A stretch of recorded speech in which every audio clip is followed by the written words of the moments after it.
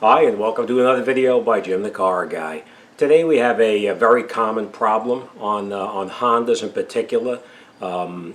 This one is a 2006 CRV with a 2.4 liter engine, but this actually covers a lot of different Hondas. Anything with the 2.4 liter engine, it's going to be the exact same procedure. This one here says it's the VTEC pressure sensor circuit voltage high, and that's the 2647. The same code will actually pop in as a 2646. I believe it's going to be the pressure is low. So it's actually common for it to fail both ways, both high and low. Let me shut this off. What happens, the problem you have is that your check engine light is illuminated, the vehicle traction control light may light up, the triangular light may come on as well. And all three of them are related. You'll notice that the check engine light pops on first, and then the other two will pop on, so you'll have all three of them lit.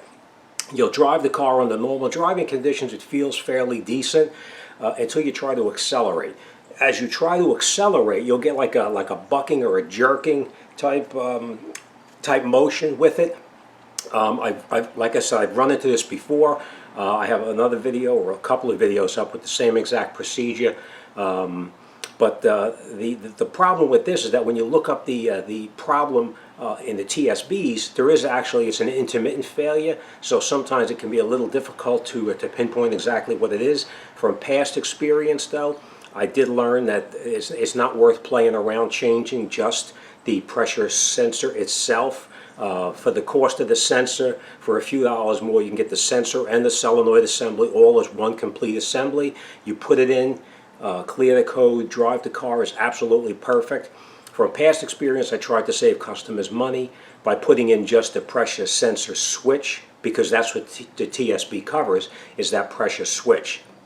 But like I said, I'm going to change that. The first thing you're going to do before you start doing anything, a very basic, simple thing, is to actually check your oil level, because if the oil level is low, it's going to do the exact same thing. If the oil is low, then don't change the valve, just add oil to it and then drive it and see if it goes away.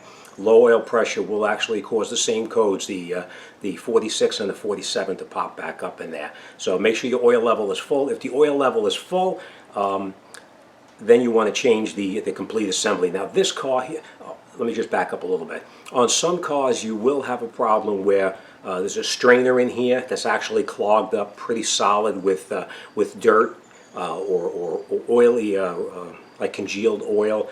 On this car, I know it's not going to be a problem, because this car, the oil was changed every 3,000 miles since it was new. I've been working on this car since it was new, so I know that that's not an issue where there's anything clogged up inside here.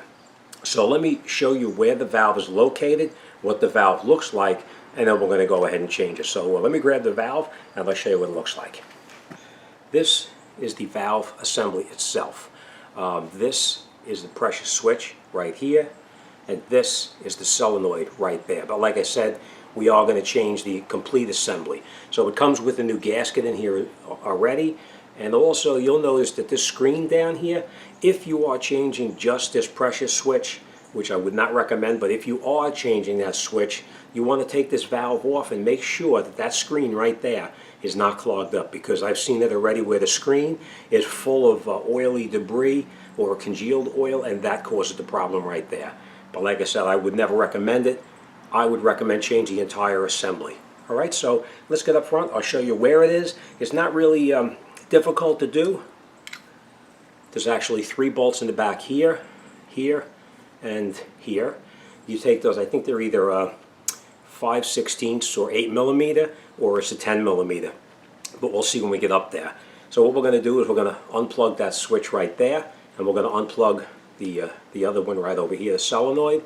We're going to take those 2 plugs out, relocate them out of the way, and then we're going to unscrew it and take this valve out. So let's get up front and let's continue. Alright, but that's the solenoid right down inside there. So what we're going to do first is we're going to disconnect that plug right there. We're going to take this plug out here. We're going to take out the other plug, which is down over on the side there, and we're going to take out those 3 10mm screws, and we're going to take that assembly out completely. Alright, so alright, let me get some tools and let's get started. Alright, so the first thing we're going to do is we're going to push in that little lock tab. and we'll pull out that cable right there.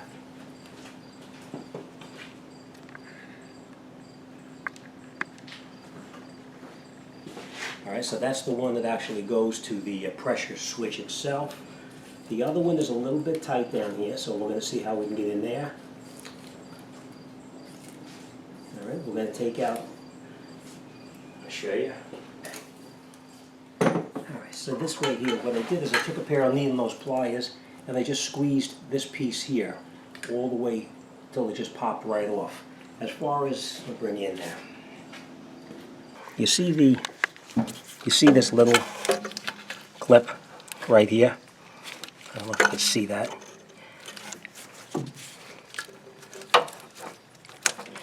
You see that little clip right there? What we did is we actually got in there with a pair of needle nose pliers and we squeezed it.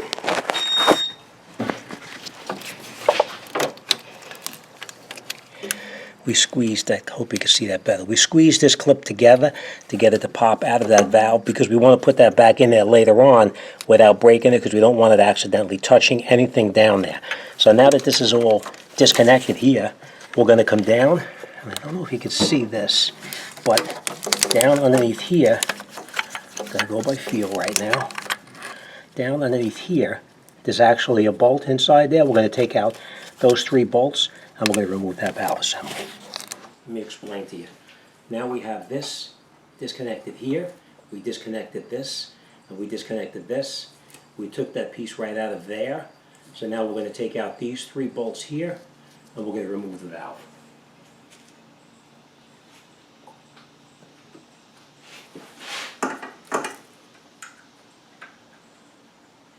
Alright, just so you know, it is 10 millimeter.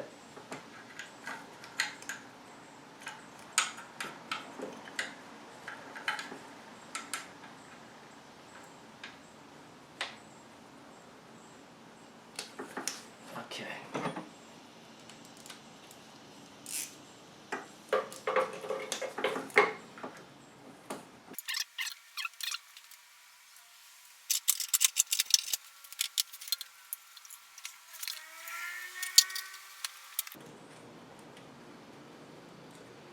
Now once you take that 3rd bolt out, it will be ready to come right out, but it's actually stuck to the block from being on there for so long. Alright, so all 3 of our bolts are the same size. So now we're going to take that valve, just going to push it out of there. There it is. Now it broke loose. Now remember I said about that bolt in there? We're going to take that bolt out and loosen it, take it out, and then we're going to take that shield away. I'm going to pull our valve out. Let me put this down and I'll show you what it looks like in there. But let me unplug that other piece that I told you about first. I hope you can see there, but I don't know if you can, but we'll see. We're going to squeeze together that small little plastic tab. Okay, like this. And now we can take our shield out as well. Alright, let me show you what that looks like now. Okay, now these are the valves, the valve that came out. But as you can see, remember I told you about if that screen was clogged right here, you want to make sure you clean it out. That's not the case here because I know, like I said, this car every 3,000 miles, the oil was changed religiously, so I know it's immaculate inside the engine and sludge is not an issue. Most of the time it's this pressure switch here. There was a TSB on it, but like I said, I changed the whole assembly instead of playing around. So we know that this is the right valve now. You can match it up and see. And now what we're going to do is we're going to go down where this gasket touches the engine. I don't think I'm going to be able to show you, but let's take a look. It's in a tight spot right down there. Right here. We're going to go in there, we're going to clean up all that oily residue and any kind of foreign matter that might be there. So let me clean that up and then we'll come back. Okay, so now that we have everything cleaned up underneath there, it is very difficult to see where you're touching down there. You want to use something like a mirror so you can look to make sure that it's nice and clean down below, which it is actually nice and clean now. I cleaned it up really well. The next thing we're going to do is we're going to take our new valve, we're going to put it down inside there. We are not going to reconnect these pieces here and here yet. We're going to get the bolts in first, and then we'll put it back together and then tighten it down. So let's put the valve down where it belongs. We're going to grab one of our bolts and put it through here.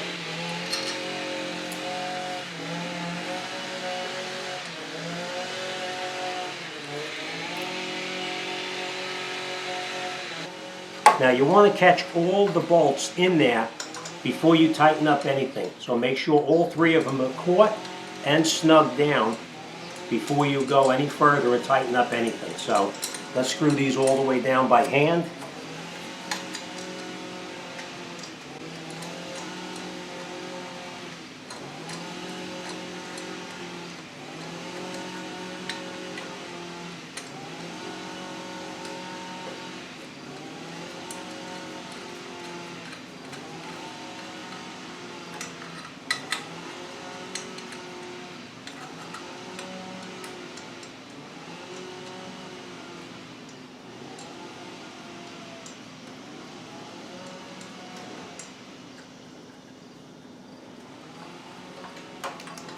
Okay.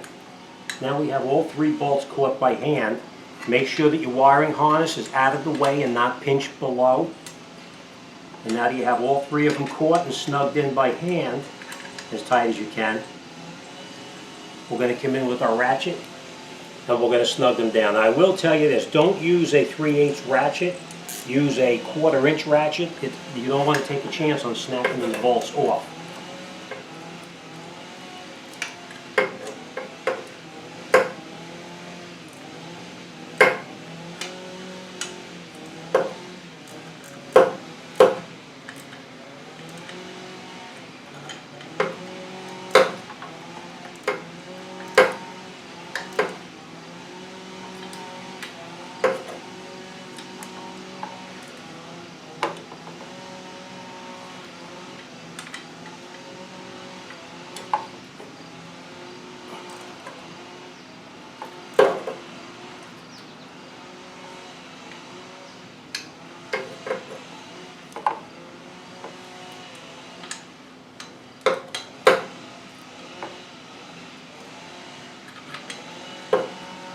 I always go around the bolts at least 2 or 3 times just to make sure that they're down and snug.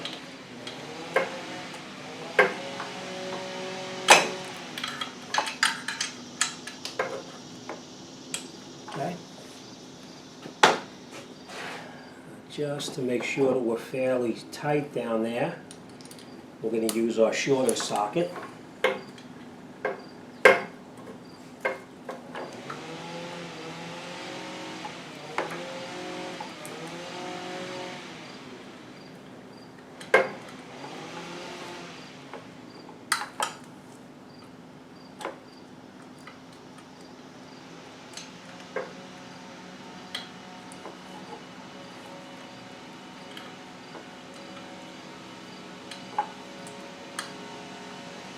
Okay, so now all 3 bolts are tight.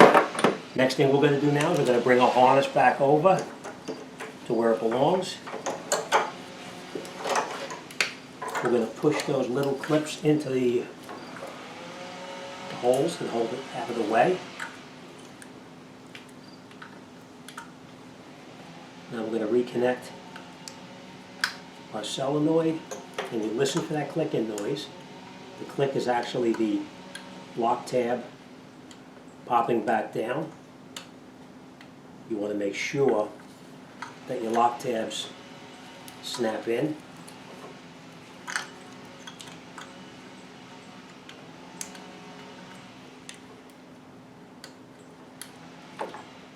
And just give it a little tug to make sure. Nice and tight. Okay, we're going to get our equipment out of the way. Now, remember that little bolt that you took out, that 10 millimeter? We don't need this because it was part of the old valve assembly. So we're going to put that off to the side. And you know what, let's leave everything right here.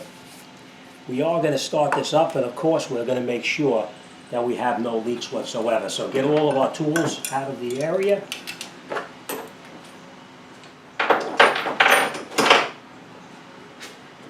Alright, we are going to put this back in momentarily, but for now we just have this out of the way so we can see a little bit better right down there. Alright, like I said, make sure your oil level is full, and now we're going to start it up.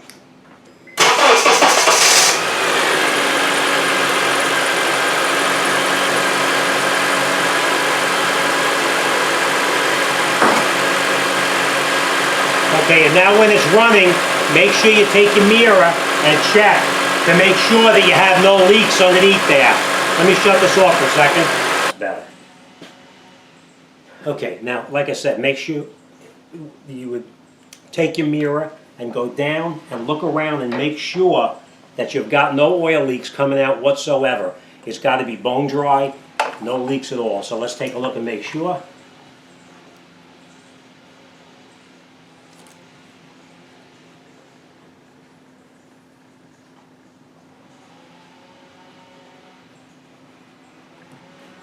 Okay, it's nice and dry. So let's get our tools out of the way. Okay, now that we're sure that there's no leaks underneath there, we're going to take our power steering hose and we're going to put it back on.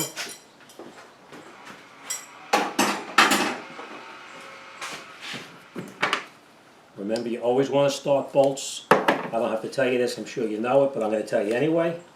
Make sure you always start your bolts by hand. Never use a ratchet on it, because you know on a ratchet you can cross thread it and not even realize it. So we're going to start it by hand. And then once we have it started by hand, then of course we can come in there with our ratchet and tighten it up.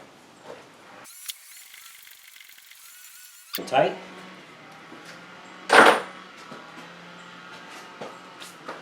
Okay, let me bring it in there. Okay, so let me just go through this with you one more time down here. Hopefully you can see that. Let's get another light.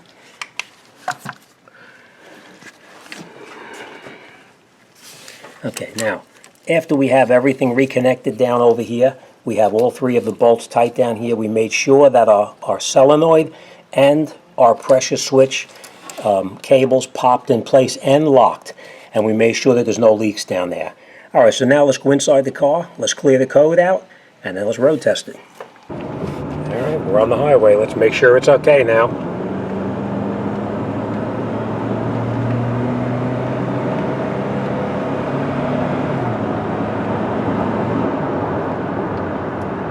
Feels good. Alright, we're going to take it one more run out onto a major highway. This highway is only 45 miles an hour, so we're going to take it out to a major now, and we'll make sure at 60 it's okay.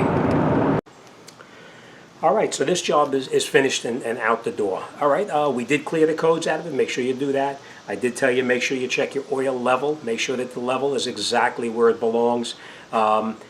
The most important thing with any car, whether it's this car or any other car, is change your oil frequently. Keep that sludge from building up inside there.